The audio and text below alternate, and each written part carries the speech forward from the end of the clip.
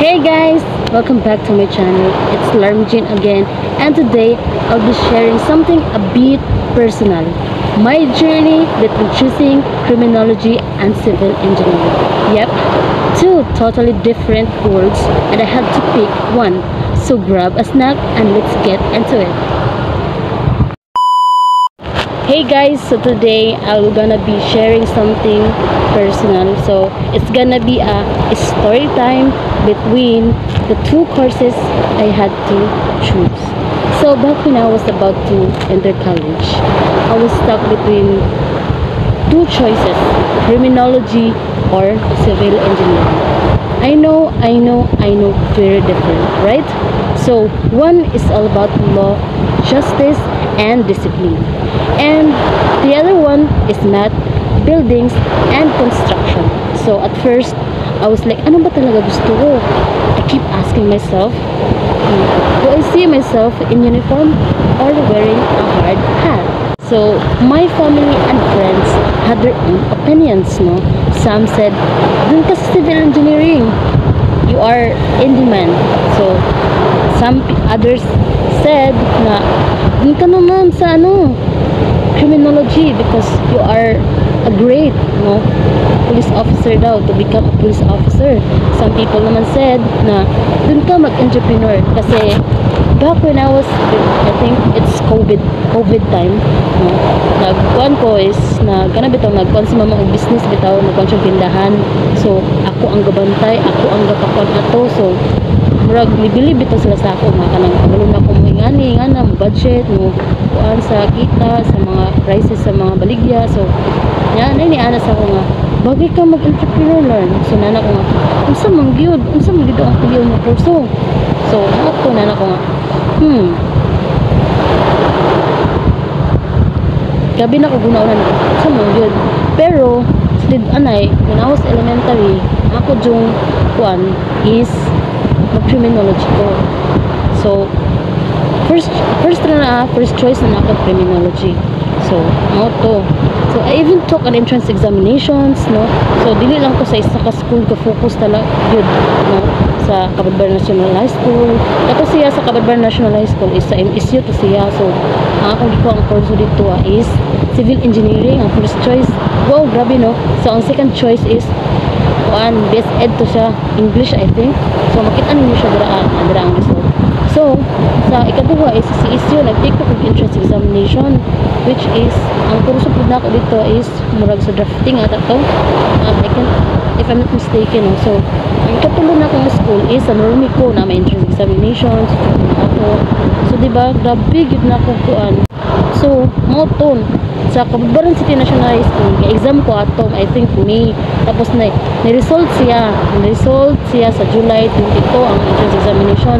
So someone congrats me, from Marawi. So isa siya ka civil engineering, so senior sa dito I think 4th year na siya sa mga congrats for being freshman civil engineering here in Mindanao State University. Yan, reply po ko sa nga, ma'am, sorry, naka-enroll naman ko sa Normi na siya. Ay, sayang din siya.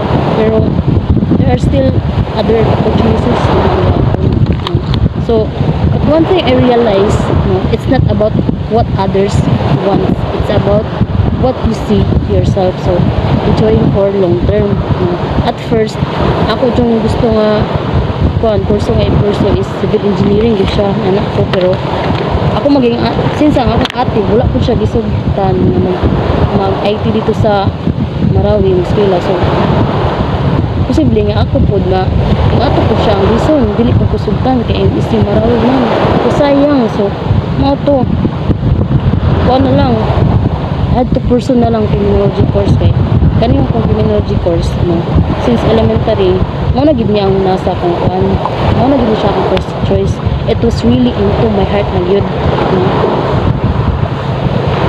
Ay kuan man good kanang ni siya nganong na love na ang kuan pag civil engineering bitaw kay I became a drafting student ng God during my school days. So naingon ko sa akong kabling nga I didn't notice nga kanang kabalo bitaw ko mga balay ani ana.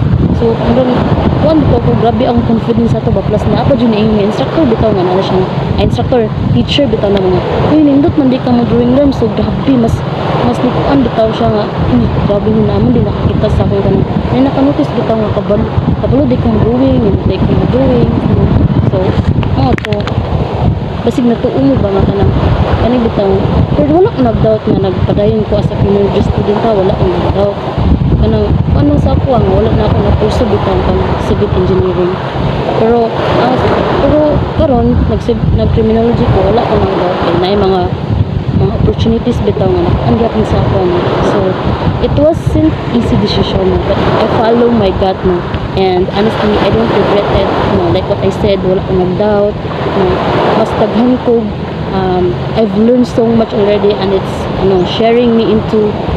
it's shaping me into the person I am I wanted to become so grabe gihapon ang nakuan sa ako sa pag criminology student although dili pa gid perfect di ba pag criminology student daw is grabe ang discipline inana chuchu grabe daghan og kuan pagkuan kabalo sa time management kabalo sa time dapat sa imong mata but still murag wala pa gihapon ako siya pero I try to adapt naman sa akong mga na-learn bitaw especially ako kuan ko di ba kanang ROTC officer ngayon kabalo na sa ingani chuchu ngayon na bitaw so mo to so kita nakakuan mo kanang bitaw mo sa akong story time bitaw nga between choosing two courses so kung unsa gid ang inyong gilab kung unsa gid ang ano bitaw nasa inyong heart bitaw mo to i-follow ninyo dili bitaw ninyo kanon bitaw yung kaugalingon lisod-lisoron nga uy gusto pud nako ni hala gusto pud nako ni kadtog yung pinakakuan sa inyong heart bitaw ang mind ang imong sundon so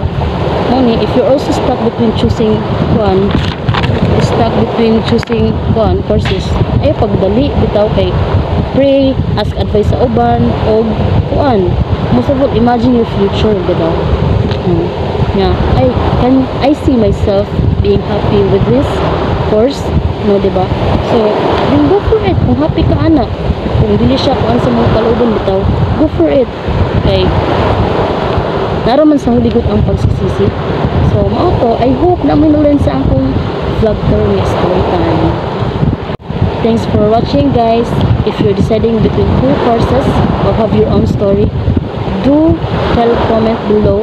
I'd love to read them.